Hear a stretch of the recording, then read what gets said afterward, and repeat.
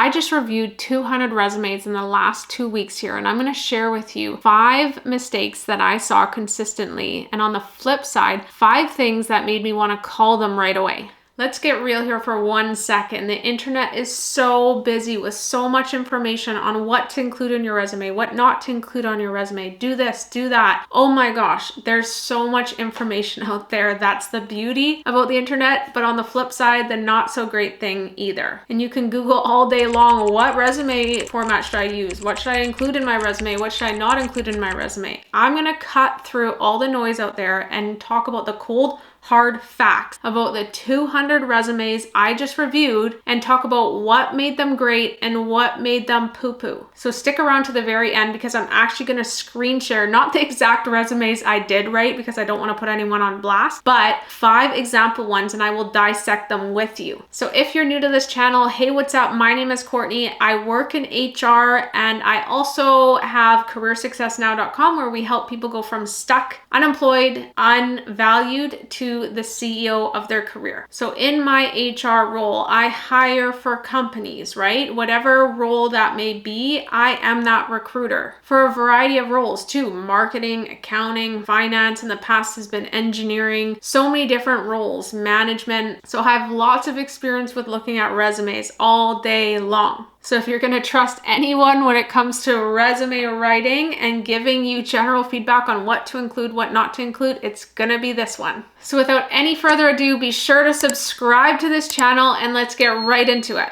Mistake number 1, a generic objective statement. I swear these things are a thing of the past. A broad objective statement, essentially just saying you need a job, is not useful anymore. Please do not have these super broad things and instead include a profile. Tell me in 2 sentences who you are and what value you can provide to that employer. Here's a great example of a profile statement versus objective statement that's super broad for my client that I just wrote within the project management industry. I wrote, forward-thinking, passionate project management professional with years of experience utilizing my coordination skills to meet the organization's needs and drive the business forward. So in this quick profile statement, you already know who I am, what I do, and what I've done. Mistake number 2, overly complex formatting. The thing is, using a super complex formatting, especially those ones that drive me the most nuts, which is using any kind of projects only and then tiny little experience section formatting, those are really confusing. Use a chronological, clear, concise format that has skills on the left and your accomplishments and your experience, yes, in chronological order on the right. Anything more than this is just not great. And by the way, black and white formats, yes, they're okay, but they're okay. What I mean by this is you don't want to go too far left where you're having so much color and it's so distracting, and then too far right where it's just black and white, it's super dull and it doesn't stand out from the crowd at all. With my clients, I actually do a little bit of color, but it is really clear, concise, well formatted, showcases you as a subject matter expert, and it's not too much either. And it allows you to stand out from the crowd, from all those people just using black and white formats. Fail number 3. Oh, this is one of the worst. Listing duties and not achievements or accomplishments. There is nothing worse than reading a resume and getting all excited thinking,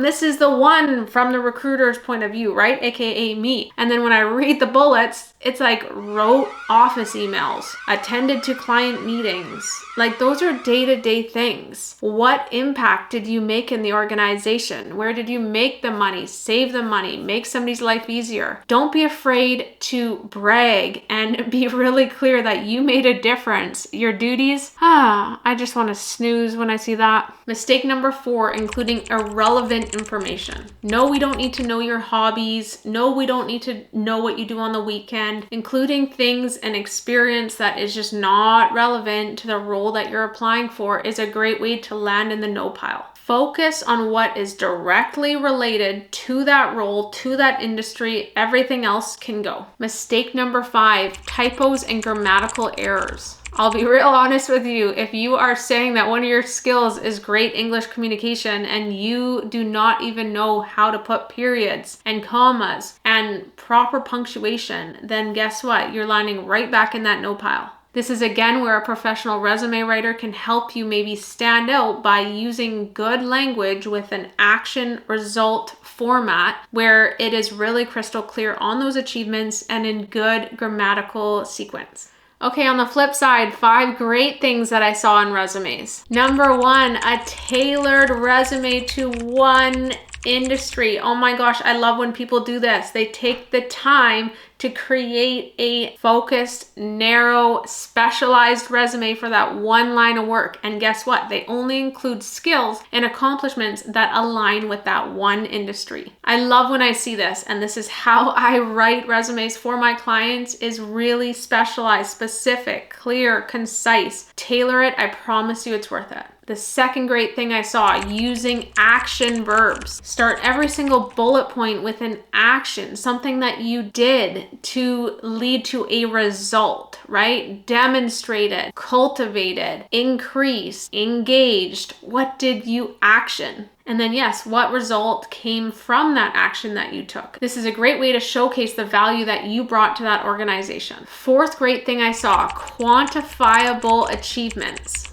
Providing any kind of metric, a dollar figure, a percentage, a number, only makes that achievement even more impactful. It actually breaks up those bullet points and allows you to hone in on what that person did. So from a recruiter standpoint, aka me, it really makes my eye drawn into that bullet point. Great thing number 4, skills sections. I love when somebody breaks out their strong technical skills and their strong interpersonal skills. Those are 2 separate things. Don't compile them all into one, and don't have this overarching area that says highlights or competencies. Break it down even more simple. Skills. Employers are looking for skills. They're looking for hard skills and they're looking for interpersonal skills. What do you have and how can you make them crystal clear? Great thing I saw number 5, relevance. Powerful resumes are super relevant. In other words, the skills, the accomplishments, and the titles that are listed, they are all relevant to the role that you're applying for. So make sure you're not just including blank statements. You're doing your best to even maybe use ChatGPT to clearly articulate what is the most relevant thing to put on that resume. Now I'm going to share my screen and walk you through 5 example resumes and talk about what is great and what is not so great. Okay, let's walk through some resume examples here, starting with Jane Smith. I like the pop-up blue. I think it's very eye-catching, this format. I think it's clear, clean, and concise. I don't think she needs the image unless an employer is requiring it. It's just not really needed in a North American landscape, so I would take that off. Same with the scale on her skills. I don't think we need to really measure it with that image diagram there, so I would take that off for both the languages and the skills section. I think you can talk about them in your interview. You don't need to put that. I would build out the experience section a bit more. Ditch the interests, not needed. It's like putting hobbies on your resume. Don't care.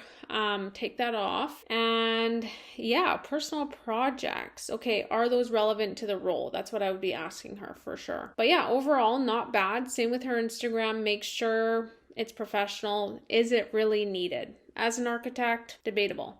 Maybe if she has projects. Lydia, okay, I like the hard and soft skills section. Again, take off the scale. You don't need that kind of measurement. Build out the experience section more is what I would suggest there too, especially for a manager. I think she needs to be more robust than a few bullet points. That's not enough. Same with using a bit more clear, concise action result formatting. I think that would be great. For example, head of sales for high-end home and health store.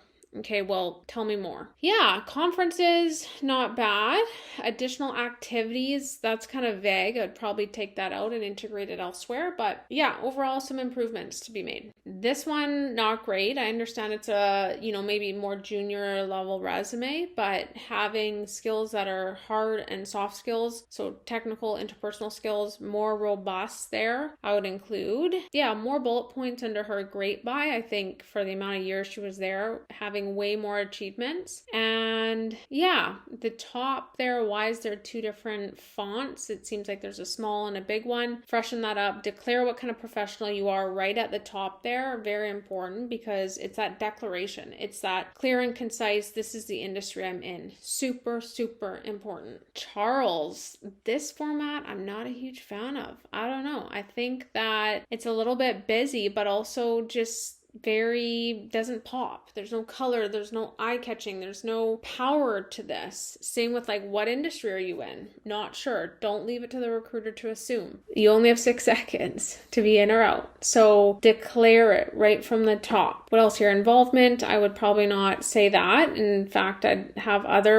maybe other experience or volunteer experience there instead of saying involvement. And yeah, have more accomplishments. Don't be afraid to sell yourself. Ben, I like the pop of color on the top, and he does declare himself as an insurance agent. I would have more robust skills, again, the technical and interpersonal skills, and I would not list them like 1 to 6. That kind of short sells yourself. You only have 6 skills. I'm sure you have more. Take off the numbering and just put bullet points. Experience, I would have a bit more accomplishments there. What kind of award was that? Tell me more. I think it's really cool to include awards. Those are achievements. Those are very profound, very important to include. So tell me more there. And yeah, definitely needs more. That's what I'm sensing with this resume. Okay, I hope that helps. Subscribe for more. I'll see you in the next video, and thanks so much for following along. Be sure to like as well.